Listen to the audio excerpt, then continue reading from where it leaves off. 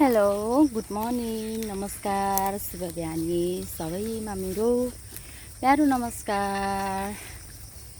अहिले म चाहिँ मन्दिर जाँदै छु। यहाँनिर गाईहरू धेरै रहेछ अनि त्यही भएर मैले भिडियो बनाएको है। कति राम्रो राम्रो गाईहरू छ, कति धेरै छ, त्यही भएर राम्रो लाग्यो। त्यही भएर भिडियो बनाएको। सबैले मेरो भिडियोहरू हेरिदिनुहोस् ल। त्यस्तो राम्रो चाहिँ बनाउन आउँदैन हैन, तर पनि कोसिस गर्दैछु बनाउनका लागि।